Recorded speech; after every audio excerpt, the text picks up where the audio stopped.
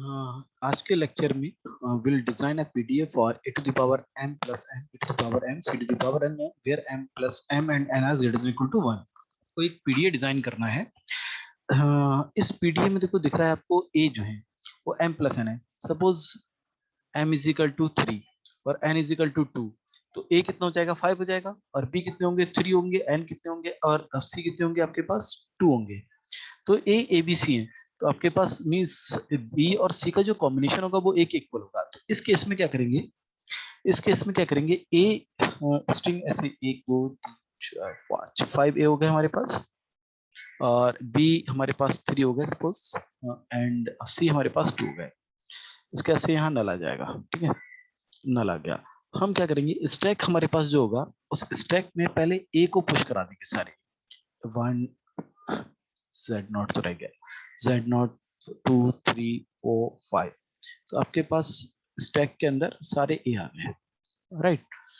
तो जितने भी ए एक एक करके रीड कराते गए स्टैक में डालते गए। इसके बाद आपने रीड किया बी को, जैसे ही बी को रीड करेंगे स्टैक को से ए को बाहर निकालेंगे, पहले बी की करस्पॉन्डिंग, सेकंड और थर्ड की करस्पॉन्डिंग, तो 3 ए आपके बाहर आ गए।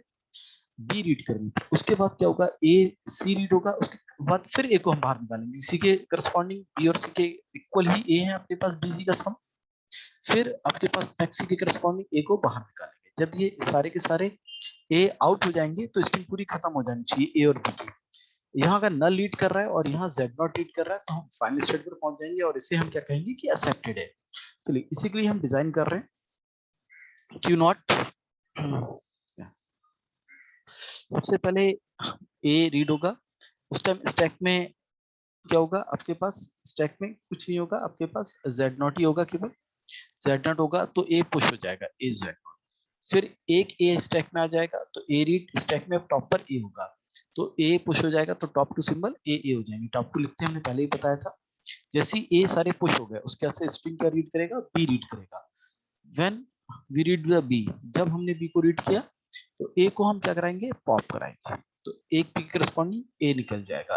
अब आगे भी बी होते रहेंगे, तो जितने भी बी आएंगे टॉप पर ए होगा, ए निकलता रहेगा, ए के बी के करस्पॉन्डिंग ए निकल जाएंगे। जैसे ही इसकी करस्पॉन्डिंग निकल जाएंगे तो हमें सी रीड होगा, सी के करस्पॉन्डिंग ए मिलेगा, ए को हमने पॉप कर देना है। अगर एक से ज्यादा सी है तो टॉप पर ए है, हर एक को पॉप करते चले जाएंगे।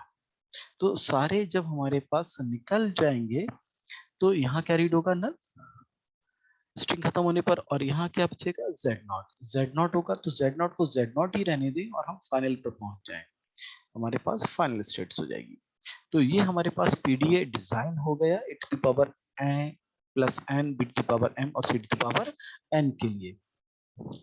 नाउ इसी टाइप का अगला क्वेश्चन और कर लेते हैं, ए की पावर एन बी की power M plus N C की पावर एम।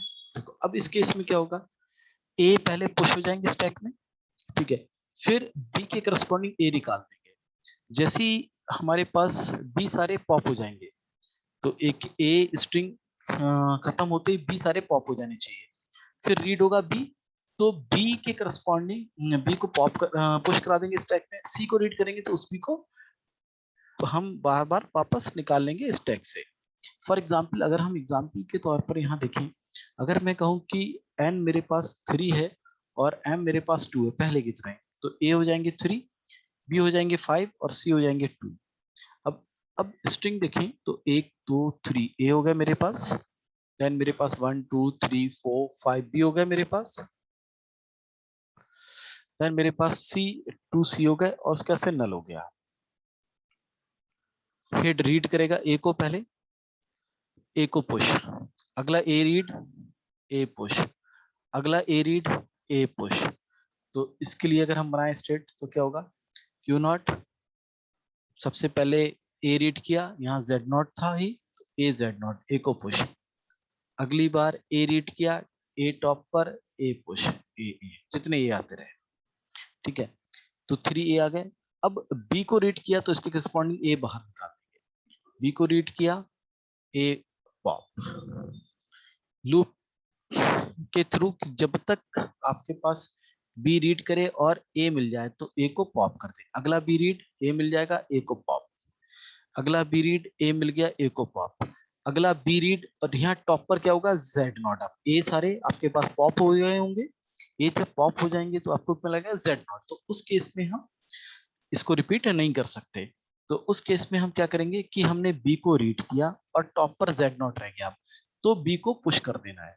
तो बी को पुश कर देना है, तो बी को अब पुश करना शुरू कर दिया। चलो और बढ़ा लें इसको। तो बी को पुश करना शुरू कर दिया आपने, तो स्टैक में स्टैक क्या है आपके पास, जेड नॉट, बी को पुश करा, बी इधर बना दिया मैंने फ्रेश स्टैक। फिर अगला बी रीड करेंगे तो एक लूप लगा दें, अगला बी रीड करेंगे, टॉप पर बी होगा, तो बी बी हो गया आपके पास, बी पुश हो गया। जितने भी आते रहेंगे उतने होते रहेंगे, ठीक है। इसके बाद रीड क्या होगा अब आपके पास, मैं ऊपर साइड में बना देता हूँ, चलो यहाँ बना देते हैं। इसके बाद में क्या रीड होगा आपके पास, सी रीड होगा, टॉप पर क्या होगा, बी, तो बी को निकाल दो, एक स्टेट पर आ गए। जैसे ही आपके पास सी मिलते रहे, टॉप पर बी हो, बी को निकालते रहो,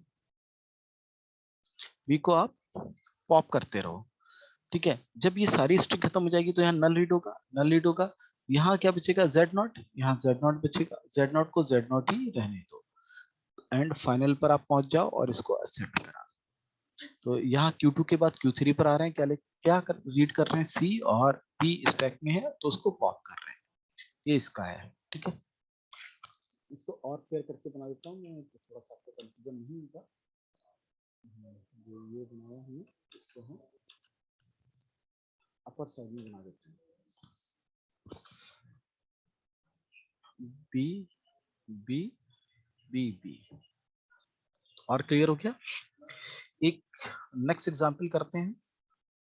नेक्स्ट एग्जांपल है हमारे पास a to the power n b to the power 2m 2n sorry, a की पावर n b की पावर 2n।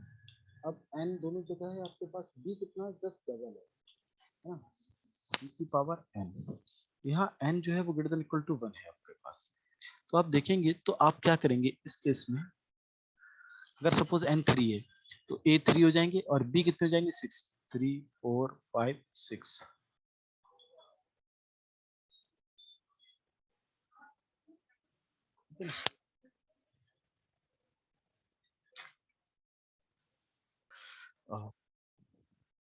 लास्ट में हमारे पास क्या होगा, नल होगा, ठीक है। अब स्टैक पर आप आ जाएं, तो जो आपका स्टैक होगा तो हम क्या करेंगे, जस्ट डबल है ना, तो ए जेड नॉट, ए जितने आगे वो स्टैक्स में ए आते रहेंगे, ए तो स्टैक्स में सारे रीड हुए, स्टैक्स में आ गए। अब क्या करें, टू बी पर हम एक ए को बाहर निकालेंगे, फिर नेक्स्ट टू बी हम रीड करेंगे, एक ए को हम पॉप करेंगे, फिर नेक्स्ट टू रीड करेंगे, ए को पॉप करेंगे। तो टू बी पर एक ए हम पॉप करते चले जाएंगे, लास्ट में हमारा जेड नॉट हमारा बचेगा यहाँ से नल के करस्पॉन्डिंग, तो ही हम फाइनल स्टेट्स पर पहुंच जाएंगे। तो जो हमने कहा है उसी के अकॉर्डिंग हम बनाना शुरू करते हैं।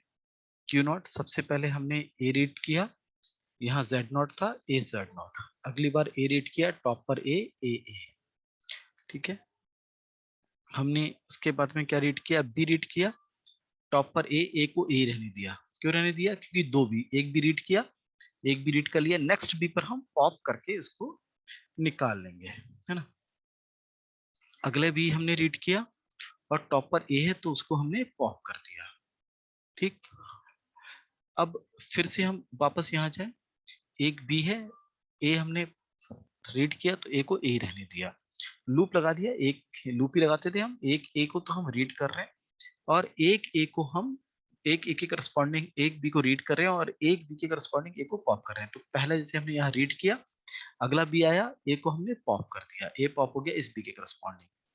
अगली बार में जब इस बी को हमने रीड किया, तो बी को रीड किया, ए को ए रहने दिया, हमने कुछ नहीं करा, इसको पॉप नहीं करा, ए को ए ही रहने दिया, ठीक है। फिर अगले बी को हमने रीड किया, इस वाले बी को रीड किया, इस बी को जैसे रीड किया उसके करस्पॉन्डिंग ये ए, इस ए को हमने पॉप कर दिया, ये ए पॉप हो जाएगा। फिर फिर यहाँ पहुंच गए हम Q3 पर, Q0 Q1 या Q2 मान लीजिए इसको, Q2 पर पहुंच गए। फिर बी रीड किया, ए को ए रहने दिया, कुछ नहीं किया। अगला बी जैसे रीड किया ये वाला, इस ए को पॉप कर दिया।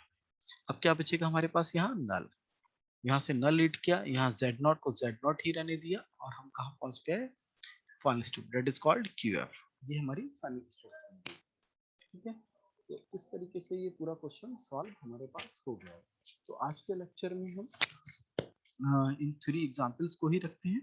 नेक्स्ट लेक्चर में हम नेक्स्ट 3 एग्जाम्पल करेंगे और फिर जो एग्जाम्पल्स 3 और करेंगे हम, तो इस टाइप से नेक्स्ट 2 लेक्चर्स में हम डिजाइनिंग ही सीखेंगे। ठीक है, thank you for watching this video.